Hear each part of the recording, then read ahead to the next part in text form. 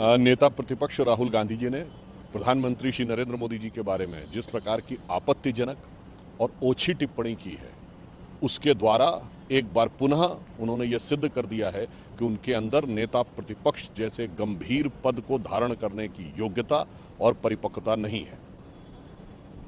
राहुल गांधी जी ने एक बार पुनः इस प्रकार के बयान के द्वारा अपनी विवेकहीनता और स्तरहीनता का परिचय दिया है। रही बात इसकी कि उन्होंने कहा कि भारतीय जनता पार्टी या आरएसएस दबाव में आ जाता है, तो मैं राहुल गांधी जी को बता देना चाहता हूं, ये वही पार्टी है जिसने आपकी पार्टी को, जो अपराजेय समझी जाती थी, भारत के अनेक राज्यों में अप्रासंगिक कर दिया है।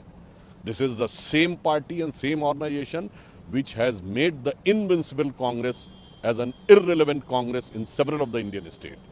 और रही बात इसकी कि वो जिस प्रकार की बातें कहते हैं, तो मुझे लगता है कि राहुल गांधी जी के विवेक को इसी से समझा जा सकता है कि मात्र एक साल पहले लोकसभा चुनाव आने के बाद जो थर्ड अटेम्प्ट में थर्ड डिजिट न टच कर पाने के को विजय कहते थे, यानी तीसरे प्रयास में 3 अंकों की संख्या को न छू पाना जिनके लिए विजय था, और लगातार तीसरी बार जनता के समर्थन से प्रधानमंत्री मोदी जी का प्रधानमंत्री बनना पराजय था।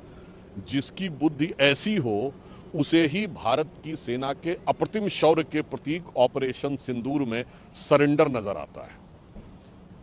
वैसे मैं राहुल गांधी जी को बता देना चाहता हूं सरेंडर होता क्या है।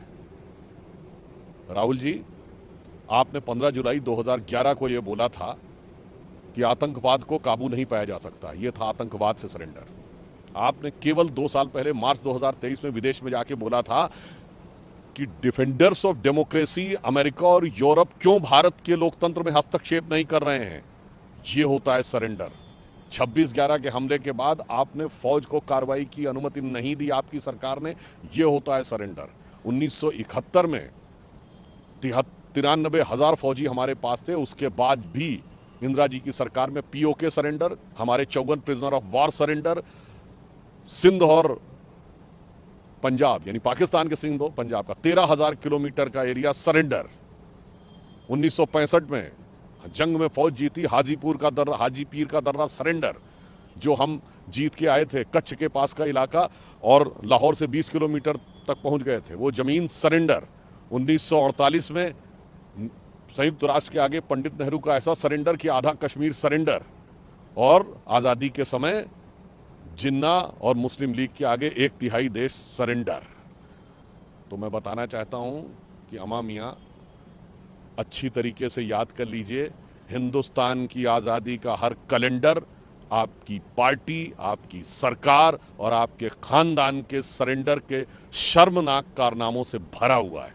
जहां तक प्रधानमंत्री श्री नरेंद्र मोदी जी ने जिस प्रकार की कूटनीतिक दक्षता, सेना को नैतिक समर्थन और उनके दिशा निर्देश में सेना ने जो अप्रतिम शौर्य दिखाया है, उसके हिसाब से वो मां भारती के वो शेर हैं। शेर का एक पर्यायवाची मृगेंद्र भी होता है। तो हमारे प्रधानमंत्री नरेंद्र मोदी जी भारत मां के मृगेंद्र हैं। तो नरेंद्र तो मृगेंद्र हैं, और राहुल जी, आपके कारनामों का कैलेंडर हिंदुस्तान की आजादी के इतिहास में सरेंडर से भरा हुआ है। वैसे तो किसी भी टेनोर की तुलना नहीं की जानी चाहिए जो इस तरह की बात कहते हैं। 7th फ्लीट जब अमेरिका ने भेजा था, तो उसके साथ साथ रशिया ने भी अपना फ्लीट भेज दिया था। ये बचकानी बात नहीं करनी चाहिए। 7 दिसंबर 1971 को 100 देशों ने हमारे खिलाफ प्रस्ताव पारित किया था यूनाइटेड नेशंस में। सोवियत रूस ने वीटो किया था, आधा दर्जन बाद सोवियत रूस ने वीटो किया था। और मैं तो पूछना चाहता हूं, 93,000 प्रिजनर ऑफ वॉर थे, 1/3 ऑफ द पाकिस्तानी आर्मी हमारे हाथ में थी। नस नहीं, पूरा टेटुआ हमारे हाथ में था। पाक अधिकृत कश्मीर क्यों छोड़ दिया वो तो छोड़ दीजिए, हमारे 54 लोग जो पाकिस्तान में बंदी थे वो क्यों नहीं वापस लिए। आज इतिहास पूछना चाहता है, 93,000 देके 54 वापस न लेना, ये कौन सा गणित था, ये कौन सी मजबूरी थी, और किसके आगे सरेंडर था। अगर किसी को समझना है तो केजीबी और सीआईए की डिक्लासिफाइड फाइल्स में जाके देखे, बहुत सारे सूत्र बिखरे हुए पड़े हैं जो ये बताएंगे कि हकीकत में उस समय क्या क्या हुआ। वीके न्यूज, राष्ट्र के नाम।